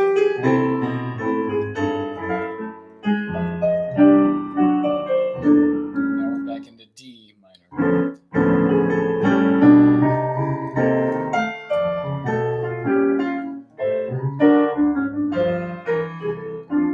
That's another one that helps us be able to not just feel comfortable in improvising in true minor 6 type of situations like it is at the beginning of the form, but we go into multiple key centers, which is always good for keeping us agile and on our feet intellectually and improvisationally wise, because we go into F major, we go into E flat major, we go into C major, all important. Okay, I got 2 more here. So the next to the last, with penultimate, I think is the term, correct me if I'm wrong, would be Like Someone in Love. And the main reason we have to know Like Someone in Love is the first movement of the bass. So I'll do it typically in C. Just listen to the movement of the bass as it goes down.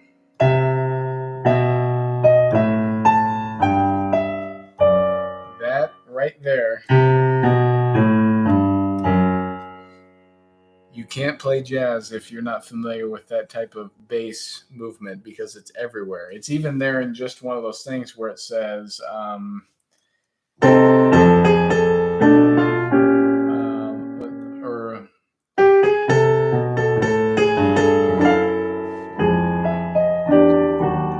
it's in that, but Like Someone in Love, it's way more obvious because we typically play it at more of a medium tempo, but go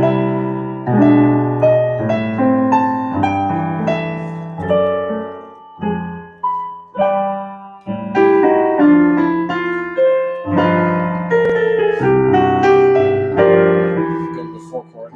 Here's the movement again.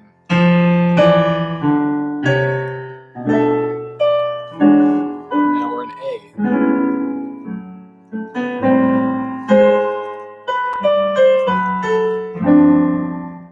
Now we're back to C.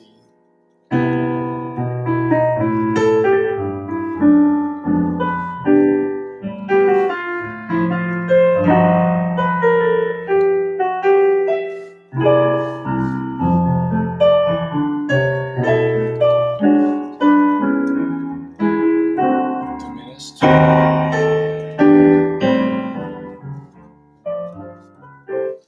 That one, harmonically important to know that major to minor, relative minor to minor with 6 in the bass. So essential for harmonic knowledge for playing this music.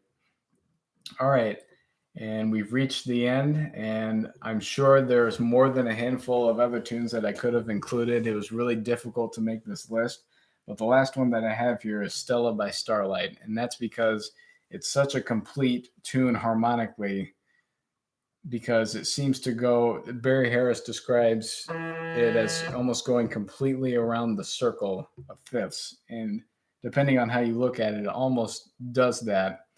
But if any of you know Barry Harris just as much as I do,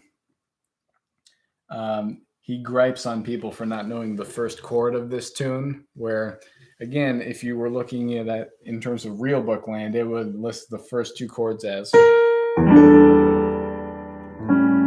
minor 755 to A, which is incorrect. It's a diminished chord.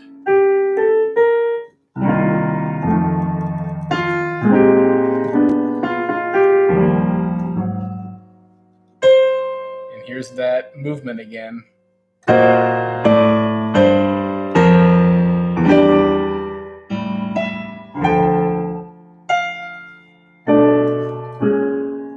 Just beautiful stuff.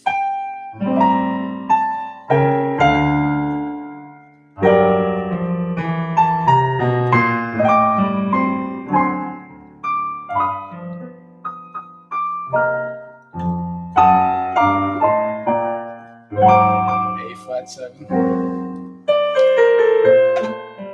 And now we get to the minor 2/5s where they really should be.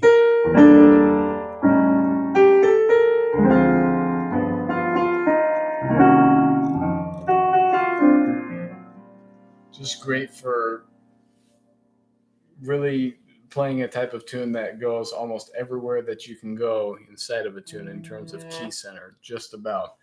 So that was that particular tune. Give me just a second here. I apologize again, but this is sometimes what tends to happen when it's a longer video.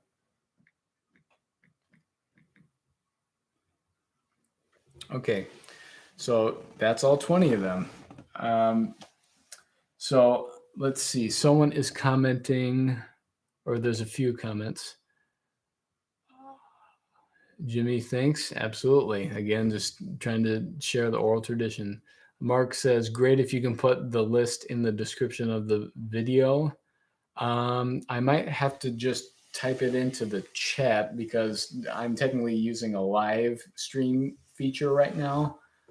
So I'll try to, don't let me forget to put that in. And then Mark, you also ask, excuse me, do you know in which recording one can find the correct version? I would say just off the top of my head that I can remember, other than the movie that it was written for, which is from the mid 40s, I believe, and it's called The Uninvited.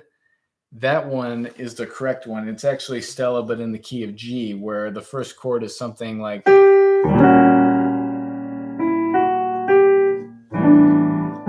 So in the movie, The Uninvited, it's definitely like that. And then the two biggest versions where I know where it's the correct way is when Barry plays it and when Bud Powell plays it. And both of this tune's traditionally in the key of the original's in G, but we typically play it in the key of B flat major. So I would say in the movie The Uninvited, where it's in G, which is the original, and then Barry playing it and Bud playing it. I'm sure there's probably a few more, but yeah, just I've had so many arguments over the years. I can't even tell you where people say, no, it's E to A, and it's not. It's...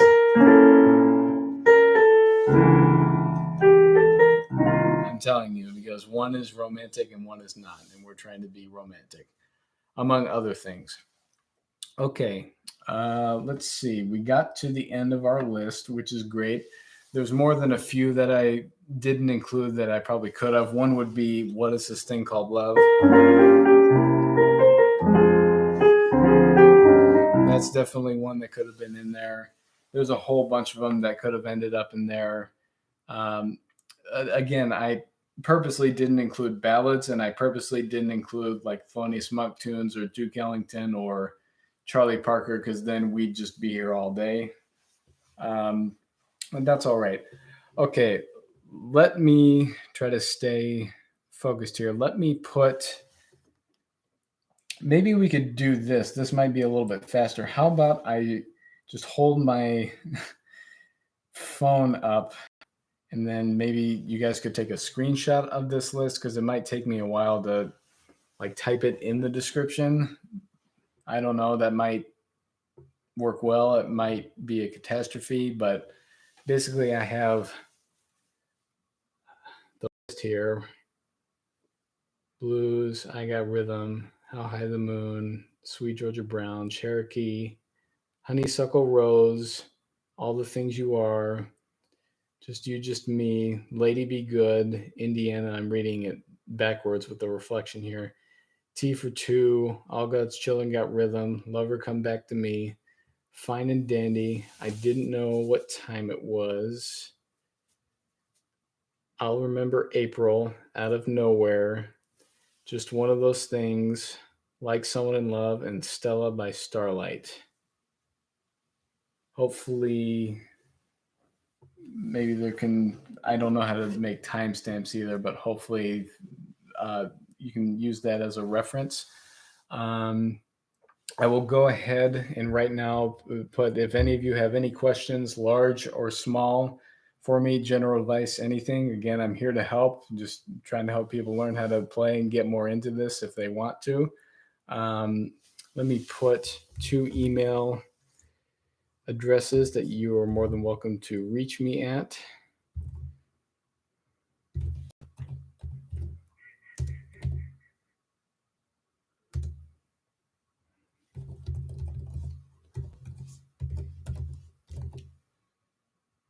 Let me make sure I type them correctly.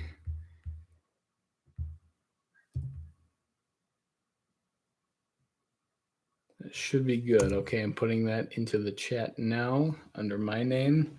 So anybody, if you want any specific advice, as time allows, I'll try to give you the best in-depth response that I can. Otherwise, I'll leave these last 5 or 10 minutes here to try to kind of cut this off here. If anybody else tuning in now has any quick questions or general questions or suggestions for a video, anything like that, so I'll go ahead and open the floor so that I can so that you can have a brief respite from listening to me talk so much. So any questions here, just put them in the chat, and we'll take 5 or 10 more minutes and we'll see where it goes. So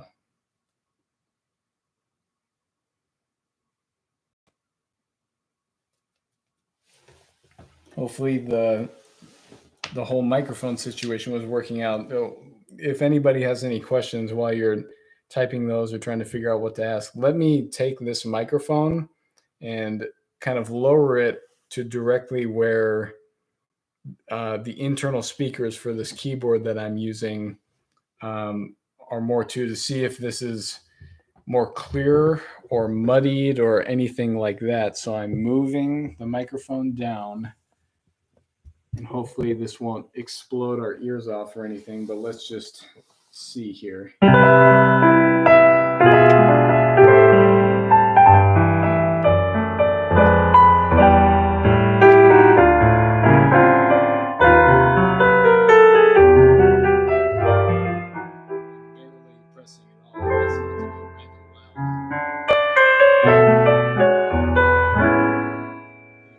Something I'll have to hash out in greater detail later, but that's with the mic closer to the actual speakers there.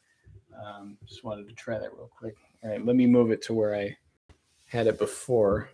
Again, thank you to subscriber Matt for so graciously providing this to aid with sound quality. I'm sure that everybody has enjoyed it. I certainly have. Let's see. Alex, good to have you. Let's see. We're thankful for the time you give us, energy, blah, blah, blah. Resonates with my soul. This is the sense of community I've been searching for.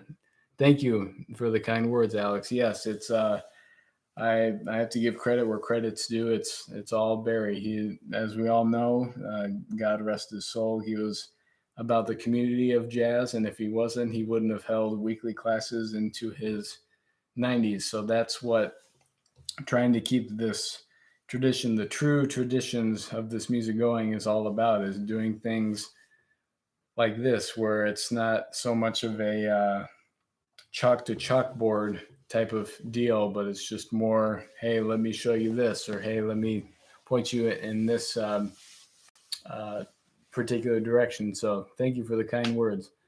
Let's see. Yes, everybody, you're absolutely welcome. Thanks for the patience. I know we're going on 2 hours here, but it's all good info. So Mark asked, next live on ballads. Sure, I can do that. I promise it will not be as drawn out or long winded unless people have questions. If people have questions, I will always take the time, but I will think ahead to that, to making the next one like this more focused on most important ballads to be able to know. And I'll see if I have to decide if I'll open that up to just beyond the Great American Songbook to include Duke and Monk, definitely ballad wise, because they're particularly important too. Shane, thanks for tuning in. Says, thank you for these live streams and videos. You're an amazing player as well as teacher. Thank you. Thank you. I greatly appreciate it. Again, it's not about me. It's about all of us just trying to learn and get better, right? So, but thank you for the kind words. All right. So within the next minute and a half here, if anybody has any other questions, go ahead and type them in, unless I'll go ahead and end this right at 2 hours. So you got a little over a minute here. So if you have a burning question, go ahead and ask it now.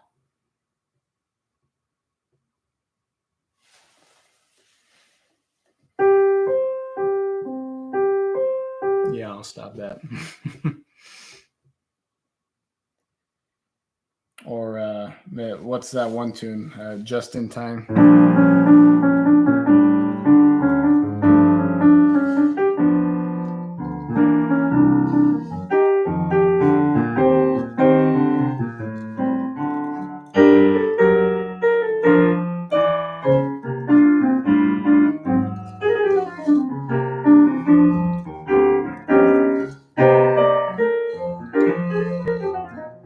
Just in Time. Okay, let's see.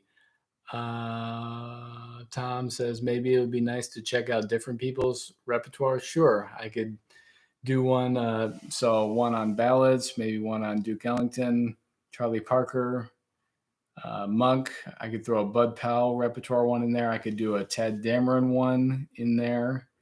There's probably a few others that I'm forgetting. Monk and Duke, absolutely, I could do that. Do I have any of my own compositions? Yes, I have a few of them, but they're more or less just contrafacts. I have I have a blues one, I have a rhythm one, I have a Sweet Georgia Brown one. I actually haven't played them in a while. I'll have to dig those out, but all in due time, try to put that in. Robert, thanks for tuning in. Time of your live stream was perfect. In Germany, it's 10 p.m. Well, I completely chose this time at random. I wanted to break out this new microphone here just to see how it goes, but you're welcome, Robert. Says, and focus on them specifically for another whole live stream to really deep dive. Sure, I will do my best as time allows. So, okay, I think it's right about that time to call it. So again, thank you to all of you for tuning in. Thanks for your great questions and engagement. I hope the information in here helps. I apologize for any amount of having to dig through moving the timestamp to try to find specific info, but that's just how it goes sometimes. I held up my phone with the list of tunes that I talked about today, and I put my contact emails. If you have any other questions or you just want to get in contact with me, just say hi, whatever it is. Let's see, I don't want to leave any comments behind. Some additional videos on technical concepts, how to apply them in tunes would be great as well. Yep, I'm on it. As time allows, we'll get it all in here. So, all right, I think we can go ahead and call it a day here. Thanks again, everybody, for listening, and I will see you in the next one. Thank you. Bye.